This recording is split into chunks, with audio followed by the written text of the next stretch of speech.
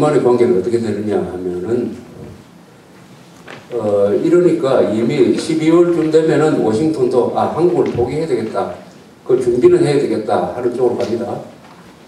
그런데 메가드 보고만 믿지 말고 직접 누가 한번 가봐라. 그래서 콜린스 육군 참모총장이 옵니다. 한국 전선에. 이 사람이 보고하는 게 좀 달라요. 와보니까 미군들이 그렇게 뭐 사이가 떨어졌다든지 아니고 이게 반격하면 될 것 같다 이렇게 이야기합니다. 메가드의 비관적 보고와 다른 보고가 올라와요. 그러다가 워커 중장이 저 도봉구에서 교통사고로 죽어버립니다. 12월 23일에. 후임을 결정할 때 잘 선택을 했어요. 참 사람을 잘 골랐습니다. 육군 참모차장 리즈웨이 중장을 딱 선택을 했습니다.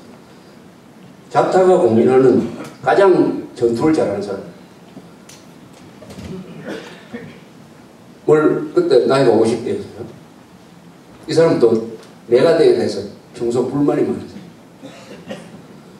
메가드를 해임해야 된다는 이야기까지 하고 돌아다니는 사람. 그 사람이 왔습니다.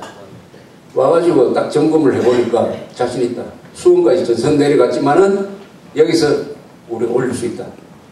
그래서 한 달 동안 여기 야전 잠바 비슷한 그런 거 입고 뭐 이렇게 수류탄 가슴에 달고 이 사병들하고 똑같이 텐트에서 살면서 계속 현지 시찰을 하면서 사기를 북돋웁니다. 그래서 반격작전에 나와가지고 반격을 해보니까 수월하게 중공군이 무너지고 아주 수월하게 3월 15일에 51년 3월 15일이죠. 서울을 다시 탈환해가지고 명령만 있으면은 38선 훨씬 북쪽으로도 갈 수 있겠다. 이런 데인데 트루만 대통령이 휴전을 결심을 했기 때문에 38도선 이복으로 너무 많이 나가지 마라. 해가지고 전선이 지금 뭐 휴전선 비슷하게 이렇게 교착이 되고 소련도 휴전 회담하자고 이렇게 나왔기 때문에 그 뒤부터 휴전 회담으로 들어가서 한 2년 동안 전선이 고착이 되죠. 이렇게 되니까 메가드가 또 불만이 돼요. 메가드가 리즈웨이 회고록에 보면은 메가드 욕을 많이 해요. 메가드 욕을. 무슨 욕을 하느냐. 내일 총공세를 펴는데 이 비밀로 해야 될 텐데 메가드가 와가지고 자기가 총공세를 명령한다 이거예요. 기자들 모아놓고 야 이럴 수가 있느냐 하는 그런 불평불만이 많습니다. 이 리즈웨이라는 사람은 아주 비정치적인 사람이에요. 제가 글을 읽어보면 다른 사람은 몰라도 리즈웨이가 용하면은 그게 문제가 있다 하는 사람을 생각했거든요. 이때부터 메가드는 변명을 만들기 시작합니다. 왜 이기지 못했느냐? 왜 한국전에서 이렇게 교착이 되어버렸느냐? 이거는 워싱턴에서 내 손발을 다 묶었다. 손발을 묶었다는 게 뭐냐? 중국을 때려야 되는데 못 때리게 하고 그런 말은 안 했지만 핵무기도 써야 되는데 못 쓰게 수단을 다 묶고 있다. 이렇게 해서 이런 이야기를 기자들한테도 하고 자기가 지난 공화당 국회의원한테 편지를 써서도 이야기해요. 공화당 국회의원이 또 그 편지를 공개를 해버립니다. 현지 사령관이 공개적으로 트루만 대통령의 전쟁 지도에 대해서 말하면 항명하는 모습이 비춰지고 또 공화당은 또 좋다고 이걸 또 열심히 또 폭로를 하고 해가지고 사업을 붙이니까 트루만 대통령뿐만 아니라 그 옆에 참모들 마샤알 같은 사람, 에치슨 국무장관 이런 사람들이 그때 합참 모장이 브랜들이라는 사람인데 이 사람들이 다 의견 일치로 이거는 안 된다. 해임을 금지를 합니다. 그래서 트루만 대통령이 해임을 하는데 이 해임하는 과정이 또 참 재밌어요.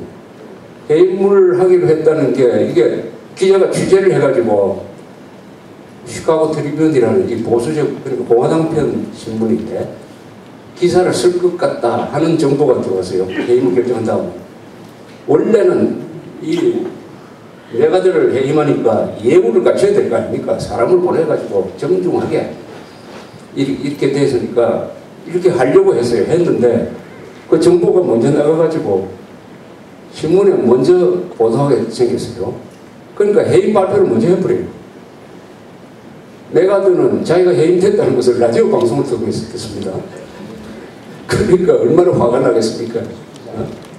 얼마나 화가 나겠어요? 그래서 후임에 리츠웨이가 절로 가고 극동부 사령관이 되고 리츠웨이 후임은 덤플리트 이렇게 해서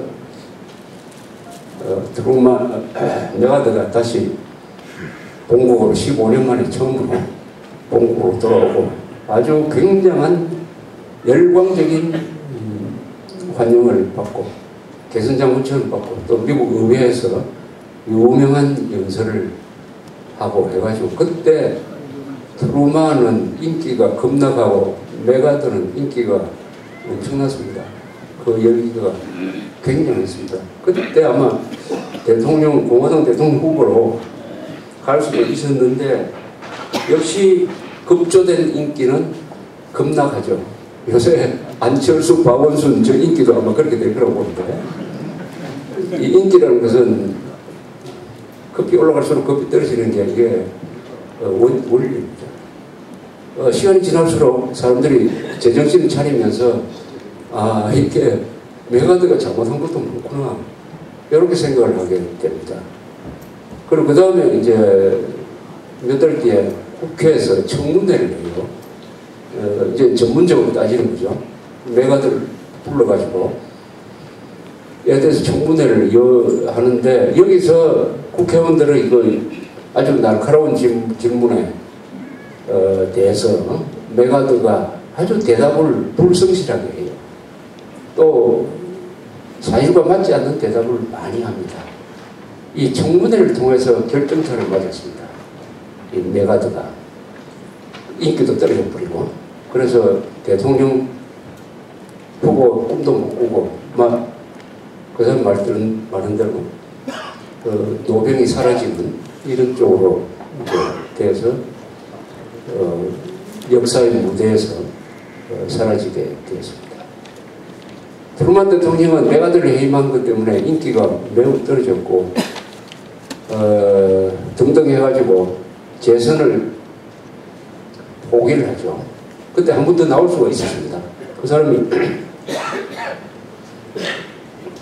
루즈벨트 죽고 나서 대통령이 되었고 그 다음에 48년에는 자기 실력으로 선거에서 이겼고 52년 선거에 한 번 더 나올 수 있었는데 헌법에 제한이 없었어요.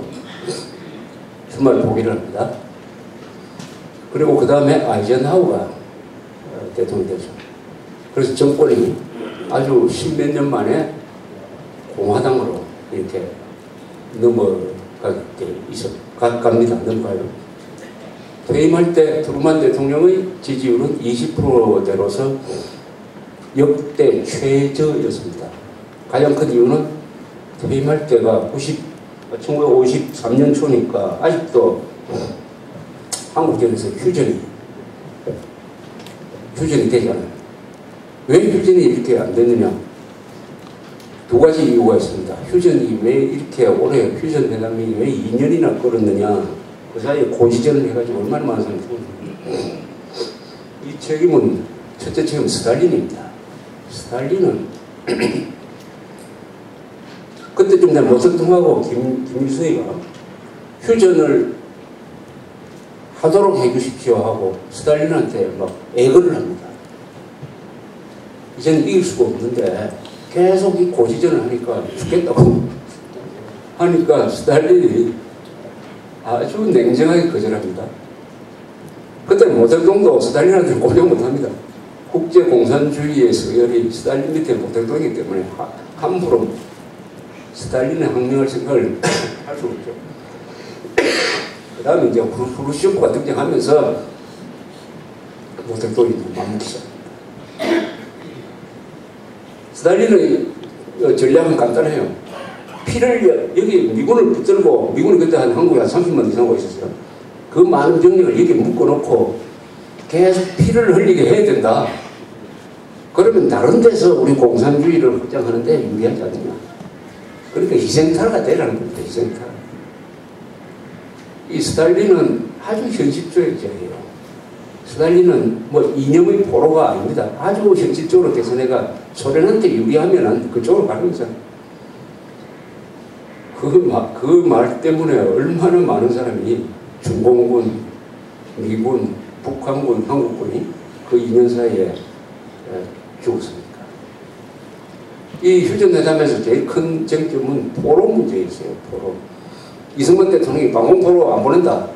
트루만 대통령도 방공포로 보내지 않는다. 그러면은 가자고 죽인다. 여기 양보 못한다. 이러니까 또 오래 그렇게 했던 것입니다. 그럼 휴전은 왜 됐느냐? 간단합니다. 휴전이 왜 됐느냐? 스탈린이 죽었기 때문에. 53년 3월 초에 스탈린이 죽으니까 그 뒤에 정권 잡은 베리아, 후쇼프 이런 사람들이 제일 먼저 결정하는 게 한국전에서 휴전해야 된다. 이렇게 해서 바로 4개월 뒤에 휴전이 결정되는 거죠. 트루먼 대통령은 퇴임할 때는 최악의 지지율이었으나 그 뒤부터 이제 점점 높아지고 냉전이 끝난 다음에 더 높아지고 이제는 미국 40명의 역대 대통령 중에서 한 랭킹 10등 안에 들어가는 위대한 대통령급으로 들어갔어요. 위대한 대통령급으로 들어갔습니다. 요새 트루만 하면 사람들 머릿속에 냉전 승리의 기초를 깐 사람, 그 중에 또 결단을 많이 한 사람, 결단의 사나이입니다. 트루만은 결단의 사나이입니다. 그 결단 중에서 제일 큰 게 한국전에 미군을 보낸다. 트루만도 회고록에서 썼습니다.